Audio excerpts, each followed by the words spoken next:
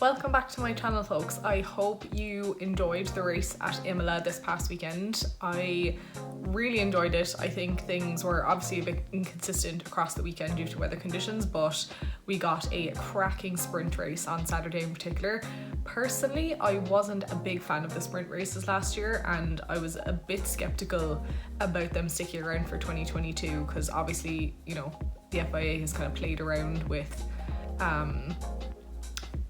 the formatting of qualifying before, and it's kind of been a disaster. But I will say Saturday was fantastic, and I really enjoyed the fact that there was some proper wheel-to-wheel racing, and also, who doesn't love any race going down to the wire? That was absolutely awesome between Max and Charles. So the topic for this video is potentially a bit controversial, and I wish I didn't have to say any sort of disclaimer here, but I've both seen and been the recipient of some pretty hideous comments on YouTube about women in motorsport. So if you are here to troll, please feel free to click away from this video in 3, 2, 1. Thank you. And with that being said, if you are here and you're excited about the W Series and to find out more about it, if you want to have a little debate in the comments, make sure you hit the like and subscribe buttons, because I'm about to get into whether I think the W Series can produce an F1 driver by 2030. So let's take it back to basics if you're not familiar. The W Series is a female-only, single-seater spec racing championship that had its maiden season in 2019. Now, a spec championship essentially means that mechanically all of the cars on the grid are the same, they just have different liveries. So essentially it puts everyone on as level a playing field as you possibly can. Speaking of the cars, they are Tata's F3 T318s, which are faster than the Formula 4 cars, and as the name would suggest, are on par with those that are used in the F3 championship. Now, previously High Tech GP were the only team in W Series. They ran all of the cars, and essentially the drivers and the engineers and the cars swapped around every race. But for the 2022 season, there are now 9 different teams with 2 drivers each, so it's starting to look a little bit more like the other feeder series that we are more accustomed to. Now, there is no entry fee whatsoever for the W Series, so you just have to qualify in the top 18 to be able to race. So it's all down to speed and obviously skills. Now, I hear you ask, where do they race? Well, in 2022, the W Series is going to be present as a support race at no less than 8 Formula 1 Grand Prix, and the first one is going to be this inaugural Miami Grand Prix, which is coming up next weekend. The series uses the same point system as F1 in terms of rewarding the drivers, so it's 25 points for a first place finish all the way down to 1 point for a 10th place finish. Now, the races in W Series are only 30 minutes long, so that's obviously a very big difference between that and an F1 race, which technically, if all falls apart and there's a ton of safety cars and a red flag, technically you can run up to 2 hours for an F1 race, so there is a much shorter duration for W Series races. So technically the W Series is a feeder series for F1. However, let's take a look at it in comparison to F2, which is by and large the most prominent feeder series into Formula 1. So it started off as GP2 back in 2005, so we're talking 17 years that this series has been around, whereas W Series has only been in operation since 2018, and they lost a year in 2020 due to COVID. GP2 became Formula 2 in 2017, and up until that point, no less than 20% of GP2 drivers ended up being Formula 1 drivers. So when you consider that there are only 20 spots available on that grid, that's a pretty good conversion rate. However, like I say, it's been established for the last 17 years, and it's very different to a brand new series. So there are some similarities between F2 and the W Series, not just the fact that they all use the same point system as F1, but also they do aim to push the drivers on a level playing field similar to the W Series. So in F2, all the teams are mandated to use the same chassis, tyres and engine. So there is a similarity there. However, there's a pretty stark difference in terms of the super license points that are awarded to the drivers that win the championship in either case. So F2 drivers are awarded 40 points for winning the driver championship, and W Series drivers are only awarded 15, and we'll get into why that's an issue later on. Now, there have been female F2 drivers in the recent past. Tatiana Calderon drove for the Arden team back in the 2019 F2 season, and she's also a test driver for the Alfa Romeo F1 team, so you may potentially recognise her.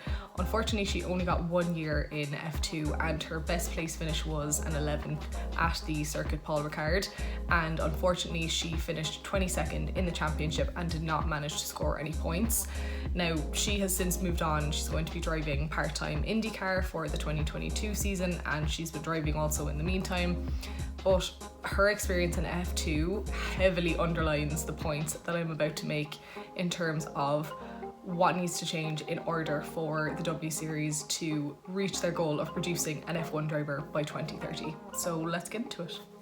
So look, there's a laundry list of things that, you know, would probably need to change in order for W Series to reach this goal, but for the purposes of this video I've narrowed it down to 3. So the first one is money, the second is super license points, and the third is changing the structure of the way that they operate within the feeder system. So let's get into number 1. Of course, it's money. Money, money, money. Must be funny in the rich man's world. We all know at this point that money makes motorsport go round, literally. And as much as it's fantastic that the W Series doesn't require an entry fee from its drivers, any other series that they progress into is going to require significant investment. So as it stands, there's a $500,000 prize for the winner of the series each year, but while it's a decent seed amount, it's simply not enough. When you look at the estimated cost of running in F3, for example, it's between $600,000 and $1 million, and that's just for 1 year. And when you move up to F2, you're realistically talking $1.5 million and above. So if you're talking about moving even from W Series into F3, any driver that's coming over trying to make that transition is going to need a lot more than 1 season in F3, F2, in the future in F1 to actually get to grips with everything going on around them and essentially become embedded before they're able to make significant progress, in my opinion. I mentioned super license points earlier and the fact that there's quite a gulf between what gets awarded for winning W Series, which is 15 super license points, versus winning an F2, which is 40. Currently, 15 points is even less than what's awarded to the winners of the Formula Regional Championship, and if we're being realistic, this number is going to have to increase if these drivers are going to have any chance of a route into F1 that doesn't take a very, very extended period of time. So you have to have a minimum of 25 super license points just to take part in an FP1 in Formula 1, which if the series winner is being awarded 15 points, that means they're either going to have to win multiple years in a row, or they're going to have to go and try to gather super license points from elsewhere if they're driving in W Series part-time. Now, in theory, that is achievable, but there is a catch because super license points expire after 3 years. So that means that even if you won the W Series twice in a row and therefore racked up 30 super license points, you would then have to be in an F1 car within 12 months of that in order to not allow your points to expire and have any chance of getting embedded into what you're trying to do. Now, given that Susie Wolff's last practice session in a Williams happened in 2017 and there has been crickets in terms of female F1 drivers ever since then, it's just not a realistic goal, in my opinion. Okay, so my third point is about switching up the current way that the W Series sort of sits and interacts in the feeder series ecosystem. So I think, in my opinion, that the best thing to do in terms of managing expectations here is to switch the W Series explicitly from being an F1 feeder into being an F2 feeder. This might seem counterintuitive, but hear me out. So it's unrealistic to expect that by 2030 any female driver is going to be given the chance to jump straight from W Series into F1. If you look at F2, there is essentially no more concrete route than that of getting into Formula 1. We chatted about that earlier, that 20% of drivers who, and this is before 2017, had transitioned from F2 to F1. So essentially what W Series drivers need is an incubation period in F2, and that needs to start happening sooner rather than later. So if we're talking about 2030, that means we've got 8 years, really 7 because we're not counting this year as the season has already started for most championships. And let's face it, if there are 8 years to transition someone, catapult someone I should say, from W Series to F1, we need to start thinking about moving these girls into F2 immediately. If not, it needs to be F3 first and then F2 quickly after, because you cannot assume that we're going to be able to go from 0 to 100, forgive the pun, in 8 years if we don't start right now. David Coulthard is on the advisory board for the W Series, and earlier this year he did reveal that there are unofficial plans in place to make the W Series sort of into a more similar format to what happens in Formula Regional, where they would have drivers competing across the world in different championships. So that would allow them to branch out their feeder format, as we've just been talking about. And at the time, those plans were very much kind of in the early stages, and technically he wasn't supposed to say anything about them. So again, lots more investment is needed here in order to secure a pathway from the W Series to F1 for these female drivers. I also personally think that there should be a hard and fast rule that you have to win W Series in order to be considered to move on to another championship. We have to avoid the kind of rubbish that's been happening with these F2 drivers that, you know, have either never won F2 and move into F1, or have been, you know, even worse, like middling to the back of the pack, that get to move into Formula 1 just because of the money that they're bringing to the table, and they stick around for a couple of years in some cases.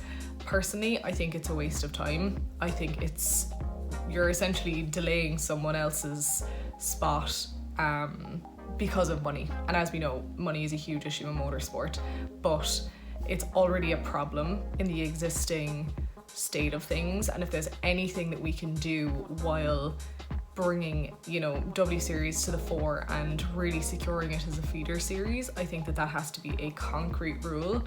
Otherwise, you're just gonna have the same issue cropping up again. Okay, that's all I've got for you in this week's video, folks. I hope you enjoyed it. Please do give it a thumbs up if you learned something new, and make sure you're subscribed so that you don't miss any other weekly videos that I post. I hopefully, you know, you'll enjoy the Miami Grand Prix that is coming up next on the calendar. I think it's going to be a really star-studded event, especially because it's the first year of the race. So I'm hoping we don't get another awkward grid walk situation like what we had last year in Austin with Meg Thee Stallion and Martin Brundle. But look, who knows? Grid walks are chaotic, completely chaotic. So let's see what happens. If you want to relive that incident, or want to, perhaps you've never heard of it and you're thinking, Sarah, what are you talking about? I have a hilarious collab with F Series that I did on that very subject in my channel, and I'll also put the link up here so that you can check it out. But until next time, enjoy your racing and take care.